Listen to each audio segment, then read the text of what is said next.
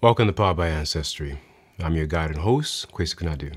On this episode, I want to focus on your real self and ancestry. You see, you can't find cleanliness in a pigsty.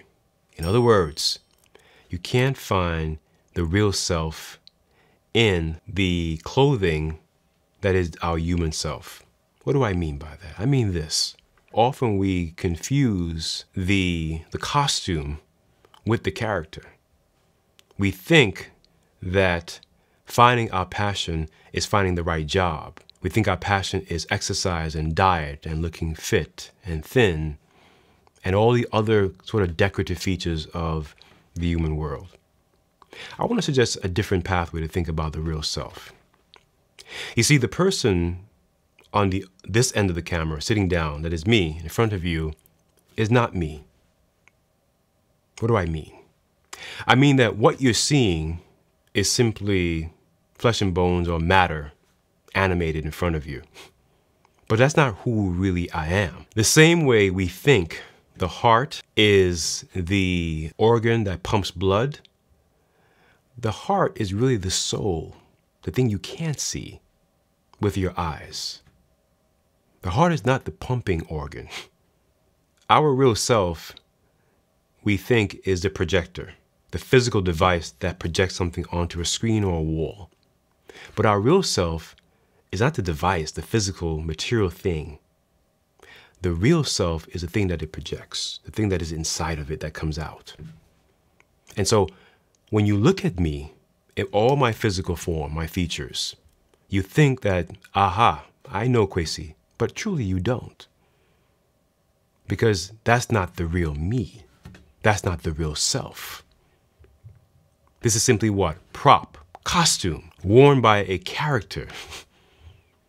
Our real selves is not simply, and genetically speaking, spirit. Our real self is the very soul that animates, that runs through, that you can see and feel once you know me.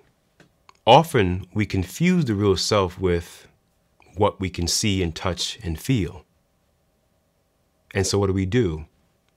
We decorate ourselves, makeup, wigs, haircuts, designer clothes, cars. We get all the physical decorative things and what? Affixed to our bodies. We get tattoos. And by the way, I'm not judging anyone regarding these decorative features. I'm simply making a point. And the point is this.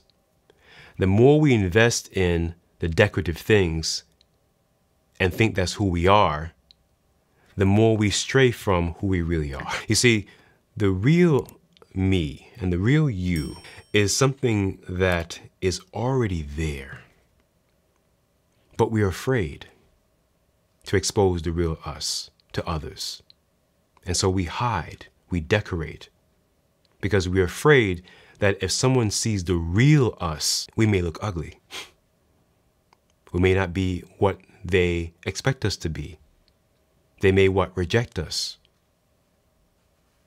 You see, the real us is like a child. It's awkward. The real us is less than perfect. The real us takes chances, takes risks, like a child. The real us is fearless. We learn fear from being socialized by our parents and the people around us. Notice that children come to the world fearless. We become scared and terrorized of ourselves by all the rules, the do's and don'ts that are hoisted upon our real self to manage the physical being that we inhabit. The real us is more like a child, loving for the most part, a little more honest, a little more innocent, a little more awkward, more fearless, more confident. Because when children were born and children are in their infancy and early adolescence, they haven't figured out the rules yet. The rules that bound them to the expectations of living as a human being and decorating the human being, the physical body, and thinking that that's who we really are. Who we are is not our professions or our trade or vocation. Who we really are is not what we do or where we do it. Who we really are is not what we think and believe we are. You see, the spirit that is us is more like a child. Go back in your memory and think about when you were a child, a very young child, and think about how free you were. Think about how unbounded you were, how unafraid for the most part you were. That's the real you. That's the real self. But what do? Through our socialization, through our parents and other means and mechanisms and violence, we conform to confusing the real self with what?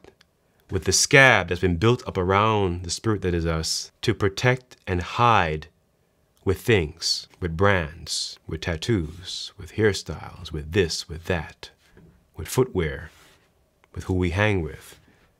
Because we want to what? Make an impression to others that this is who we are to be accepted. Because we fear that the real self may not be accepted. That the real self may be goofy, may be childish, may be less than cultured. And so we want to hide that because we fear that if that was to be exposed to others, it may not be accepted. It may be rejected. It may be jeered. You may be embarrassed.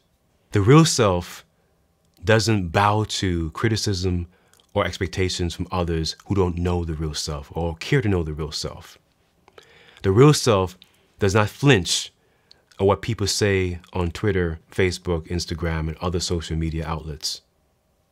The real self can't be shamed. The real self is unafraid. But the fake self can be shamed to conform to expectations of others, including societal so-called norms. The fake self decorates and hoards things because it is ugly. And it thinks that by getting things, by decorating things, more hair, more lips, more breasts, more this, more that, then they will be acceptable.